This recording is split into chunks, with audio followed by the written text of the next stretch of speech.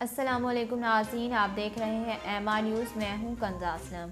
سب سے پہلے news head lines. Afghanistan میں طالبان کے ہاتھوں سابق سیکیورٹی اہلکاروں کی مبینہ ہلاکتوں کی اطلاعات پر امریکہ اور مغربی ممالک نے طالبان کو شدید تنقید کا نشانہ بنایا۔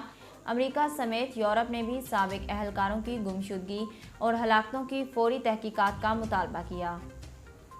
غیر ملکی خبررساں ادارے کے مطابق یورپی یونین، برطانیہ، امریکہ اور جاپان سمیت کئی ممالک نے اپنے مشترکہ بیان میں کہا ہے کہ انسانی حقوق کی تنظیمیں سابق سیکیورٹی اہلکاروں کی جبری گمشدگیاں اور ہلاکتیں رپورٹ کر رہی ہیں، جس پر شدید تشویش ہے۔ شیخ رشید احمد کا کہنا ہے کہ میجر محمد اکرم شہید نے ہندوستانی افواج کے خلاف لڑتے ہوئے نشان حیدر کا اعزاز پایا۔ وزیر داخلہ شیخ رشید احمد نے میجر محمد اکرم شہید کے یوم شہادت پر اپنے پیغام میں کہا کہ آج کے دن میجر محمد اکرم نے وطن کے لیے اپنی جان قربان کر دی۔ شہید کی جو موت ہے وہ قوم کی حیات ہے۔ قمر الزمان کا کہنا ہے کہ پیپلز پارٹی نے محنت کی ہے، انشاءاللہ ہم الیکشن جیتیں گے۔ الیکشن پنجاب میں پیپلز پارٹی نے کہا، افسوس ہے تحریک انصاف نے الیکشن سے فرار اختیار کیا۔ اگر وہ ہوتے تو انہیں پتہ چلتا کہ عوام کو دکھ دیتے ہیں تو پھر عوام کیسے دکھ دیتی ہے۔ انہوں نے کہا، ہم خدمت کرتے ہیں اور اس خدمت کا ووٹ لیتے ہیں۔ اس ملک کے حکمران کسی کو آزادانہ رائے کا حق نہیں دینا چاہیے۔ پیپلز پارٹی کو پچھلے 50 سال سے اداروں، سیٹوں اور ملازمت میں ختم کرنے کی کوشش کی۔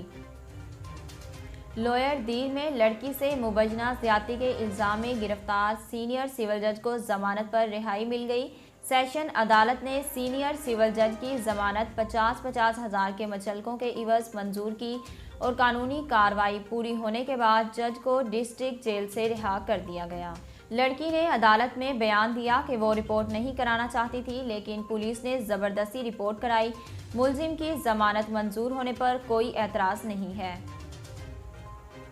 وفاقی وزیر برائے منصوبہ بندی اسد عمر نے شہر قائد کے باسیوں کو بڑی خوشخبری سنا دی۔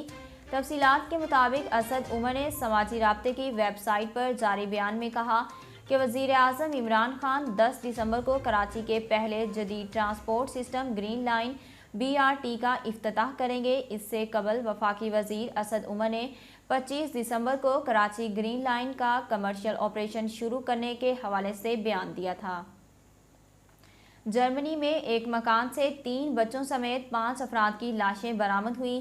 غیر ملکی خبررساں ادارے کے مطابق لاشیں جرمنی کے دارالحکومت برلن کے قریب جنوبی قصبے کے گھر سے ملیں۔ ناظرین، اب تک کے لیے اتنا ہی۔ مزید خبروں اور تفصیلات کے لیے ہمارے YouTube چینل کو سبسکرائب کیجیے اور ہمارے Facebook پیج کو فالو کیجیے۔ اسی کے ساتھ اپنی میزبان کنزا اسلم کو دیجیے اجازت۔ اللہ حافظ۔